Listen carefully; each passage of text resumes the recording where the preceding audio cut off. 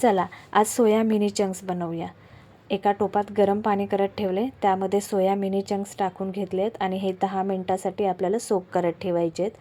ते 10 मिनिटं सोक होतील तोपर्यंत आपण इथे कांदा आणि टोमॅटो बारीक चिरून घेऊया। आपण इथे 3 छोटे कांदे, 2 टोमॅटो आणि 1 बटाटी घेतली आहे।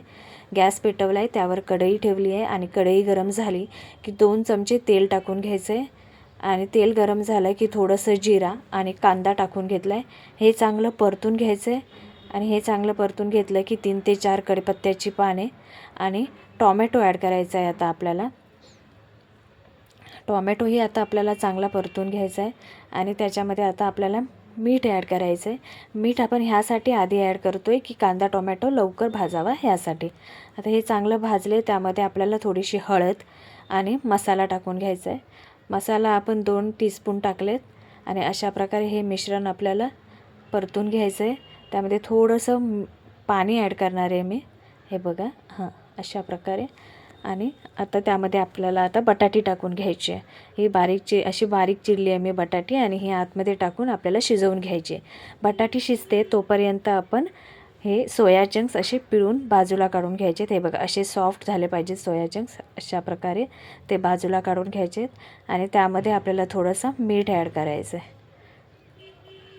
आणि एकदा आता आपल्याला चेक करायचं आहे की बटाटी शिजली आहे की नाही।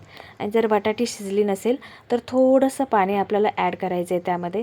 बटाटी शिजायला जास्त वेळ लागत नाही, 5 ते 6 मिनटात बटाटी आपली शिजून येते। हे बघा, अशा प्रकारे थोडंसं पाणी टाकले। कोथिंबीर एका साईडला भिजत ठेवली आहे मी आणि हे आपली आता बटाटी तयार झाली आहे।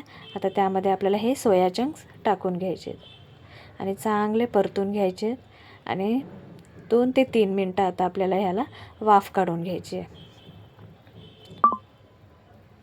थोडंसं पाणी ॲड करून मी आता याला वाफ काढून घेणार आहे। 5 मिनटं झाली। आता आपल्याला थोडासा गरम मसाला वर टाकून घ्यायचा आहे आणि हे परतून परत एकदा आपल्याला 1 ते 2 मिनटाची वाफ काढून घ्यायची आहे आणि ही आपली सोया चंक तयार आहे। बारीक कोथिंबीर टाकून अशी परतून घ्यायची आणि अशा प्रकारे सर्व करायची आहे आपल्याला। माझ्या मुलांना ही सोया चंक्सची भाजी खूप आवडते। तुम्ही एकदा ट्राय करा।